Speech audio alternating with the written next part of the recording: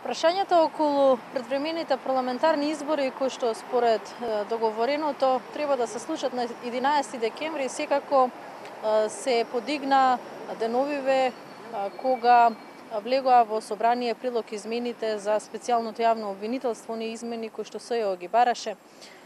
Деновиве викендов во однос на политичката ситуација изјава даде и американскиот амбасадор, еден од гарантите на овој пржински договор. Тој смета дека Европската унија и американската амбасада овде во земјава ќе сторат се што е можно да се исполни договореното од 20 јули. Да го слушнеме Джес Бейли. Politicians, I believe, have said on August 31st that there'll be election. It's important to continue to move toward that. But at the end of the day, this is the politicians and the political leaders and ultimately your citizens that will decide those matters. There's still some outstanding issues. You'll have to decide how to work those things out. I believe that very important effort was made by the State Election Commission, by the Ministry of Internal Affairs, by the experts. So, and of course the political parties also addressed this in the agreement. And I think very good measures were taken to ensure that the voter list can be credible. Of course, the voter list should then always reflect the actual situation, not the situation of 10 years or 5 years ago, but where people do live.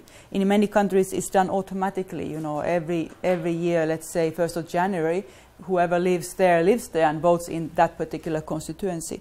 So that's why, in the same way as the district issue, also voter list should be, you know, automatic periodic checks.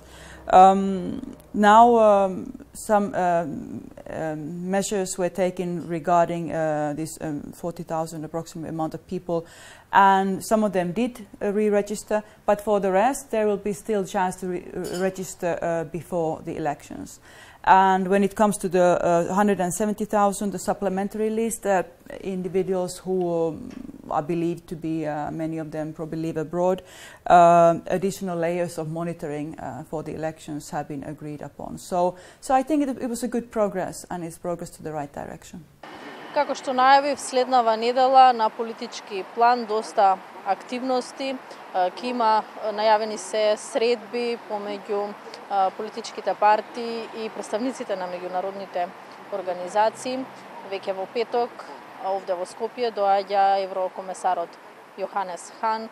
Според најавеното, тој треба да види докаде е организираноста на техничката влада околу спроведувањето на предвремените парламентарни избори и исполнувањето на оние приоритетни реформи кои што беа договорени помеѓу политичките лидери.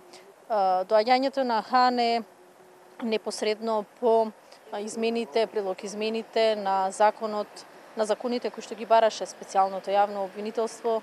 Тие веќе еднаш не добија поддршка во собранието. Пратениците во однос на овие закони ќе имаат уште една можност да се изјаснат, откако независниот пратеник Павле Трајанов повторно ги предложи да влезат во собранието на расправа. Се поизвестно е дека собранието пред се поради расправата за буџетот, која што се уште трае, нема да се распушти на следната недела во среда на 12, туку тоа ќе се случи во следниот предвиден рок кон крајот на октомври, односно околу 27 октомври.